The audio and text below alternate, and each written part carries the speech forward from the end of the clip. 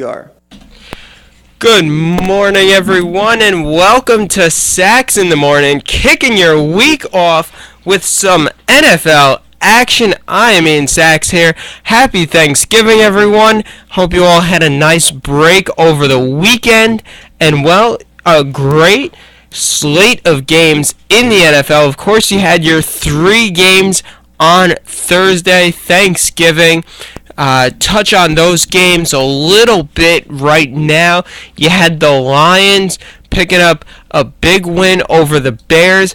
For Detroit, finally clicking on offense some after a few weeks of really just just getting by on offense. They finally put together some nice drives. Calvin Johnson looks healthy, which is a very good sign for Lions fans. And you know what? If you have Stafford throwing the ball the way he did, and then Stafford, and then Calvin Johnson's always a threat if he's healthy, the Lions should be able to make some noise down the stretch. Now jumping over to the second game, the Dallas Cowboys getting blown out by the Philadelphia Eagles in a matchup for NFC East supremacy. Really, what I take away from this game, I predicted the Eagles to win. I just think they're a better all-around team. The Cowboys, yes, I think they're very good, but I'm just not sold on them yet this year. And by looking at this game, they look to be a very good team so far this year, obviously being 8-4, but they have not been able to take it to the next level yet, which is why Philadelphia won this game so handily. And really now I'd say the Eagles are certainly in the driver's seat for the NFC East. And then of course jumping over to the Thursday night game, the Seattle Seahawks picking up a big 19-3 victory over the San Francisco 49ers in a game that really I think both teams needed if they wanted to make a run for the playoffs. Now, of course, Seattle moving up to 8-4, right in the thick of things out west, only one game back of Arizona, and those two teams still play once more in the final 4 weeks of the season. So really, Seattle is in very good position. Say if they went out, of course, then that would move them into a tie with Arizona. Arizona losing both head-to-head matchups, that puts Seattle right back as division champions. As for the San Francisco side of it, I forgot which player it was, but one of their players after the game said that this is not acceptable. And really, now they dropped to 7-5. It's going to be very, very difficult for them to certainly win the division. I kind of don't think there's any chance for them to take the division now. But as for a wild card berth, there's so many good teams in the NFC. You've got whichever team is going to finish second in the North, so say either the Lions or the Packers, and you got the Cowboys, presumably they'll finish second in the East, and you've got right now Seattle, but Arizona, whichever team finishes second there. I just think there are too many good teams, and San Francisco has put themselves in too much of a hole to be able to make the playoffs. Now, granted, they're still a very good team, and can they make a run at the end of the season? Certainly, but they're going to need some help along the way if they want to make it to the playoffs. Jumping over to Sunday, the game that I want to touch on first is what I would say the best matchup of the afternoon. The New England Patriots visiting the Green Bay Packers at Lambeau Field. And for the Patriots, the Packers coming away with a 26-21 victory. This looked like a Super Bowl preview. You have arguably the two best teams at right now in each league, just matching up and going through an all-out brawl. Now both teams 9-3 after the weekend. Green Bay racing out to a 13-0 lead, and then leading 23-14 at halftime. They give it to the Packers. They did an exceptional job controlling the game and really establishing themselves right from the get-go. What do I take away from this? I think that the Patriots, they're going to need a more stable running game and more reliable running game. I just think that in this game here, they put too much pressure on Tom Brady, saying, Brady, you're going to have to win the game for us. The leading rusher, LeGarrette Blount, 10 carries, 58 yards, no touchdowns.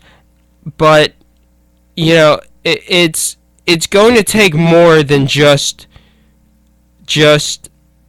having Brady and, a few sprinkled running backs here and there. The way the Patriots have been so deadly this year has been when they have a good running game.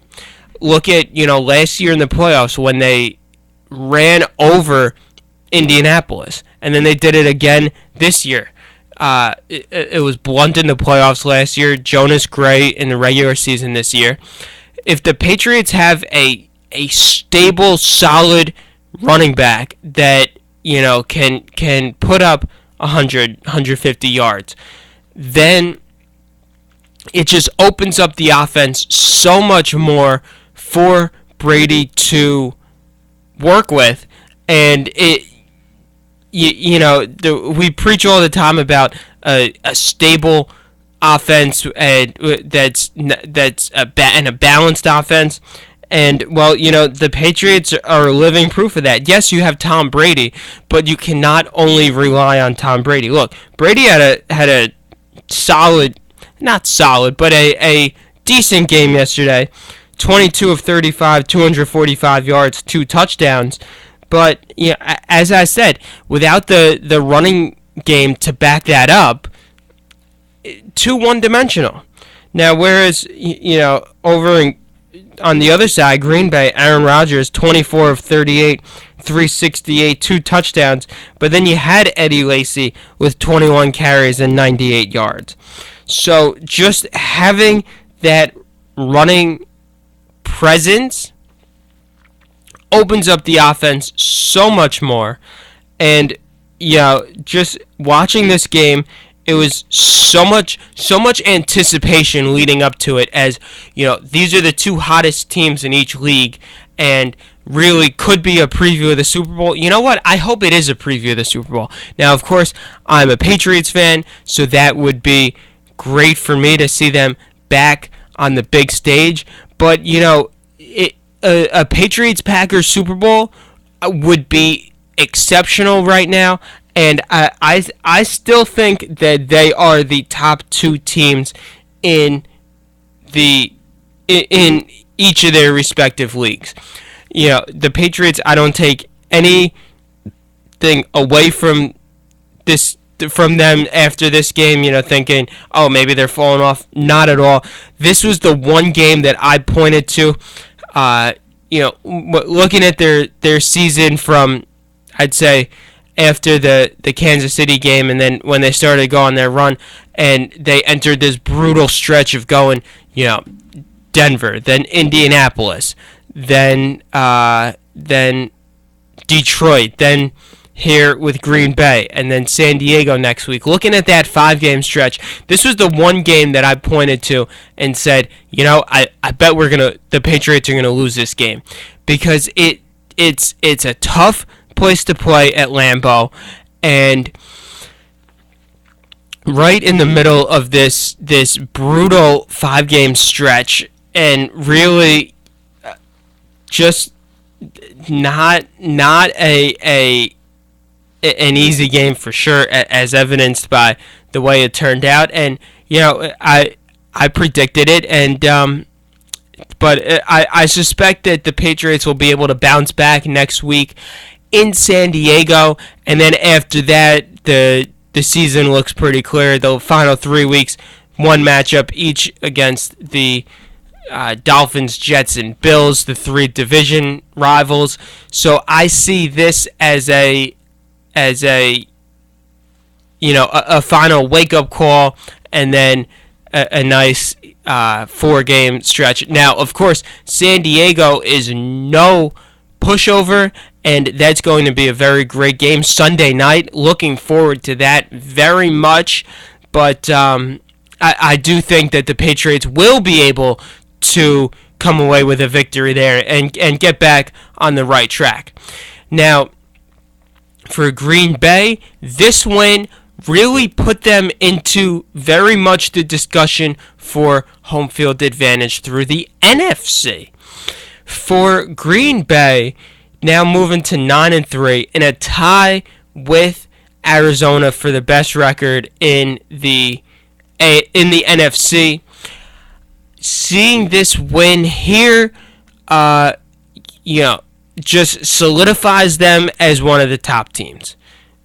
Stopping Tom Brady and the Patriots, who are riding a 7-game winning streak into the game, just putting together a great performance. We know that they've been capable of doing this, and actually seeing it put together, and seeing what they can do at home. I think Aaron Rodgers, 20 touchdowns, 0 interceptions at Lambeau Field this year.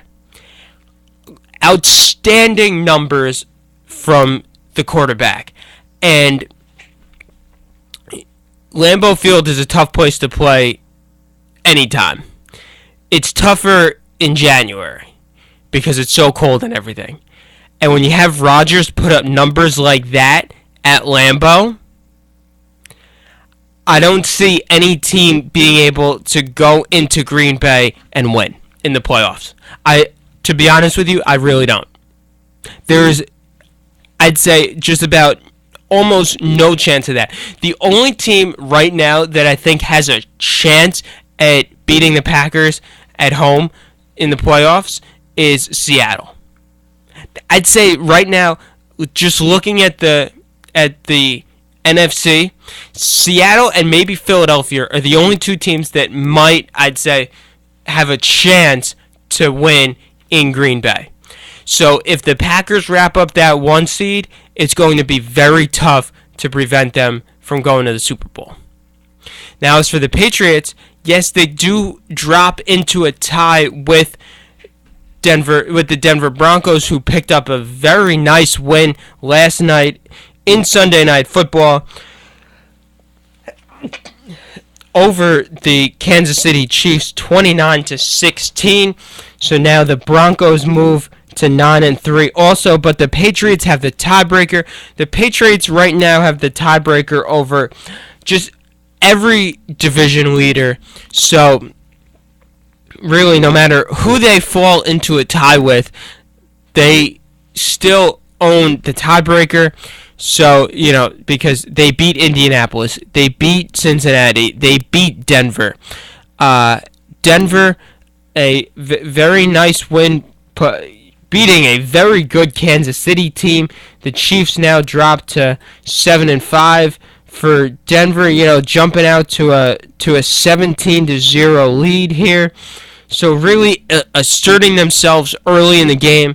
I like that. On the road in Kansas City, something the Patriots were not able to do. Losing big in Kansas City, but just looking at Denver, Anderson going back to having a very balanced offense. You have Peyton Manning, 179 yards, 2 touchdowns. Anderson, the running back, 32 carries, 168 yards. Having that running presence helps the offense out so much. And really, when you look at it, that elevates the Broncos so much. When you have Peyton Manning and a dangerous running game, who's going to be able to stop that? But if the Broncos do match up with the Patriots in the postseason, it will be as of now, it will be in Gillette, at Gillette Stadium in Foxborough.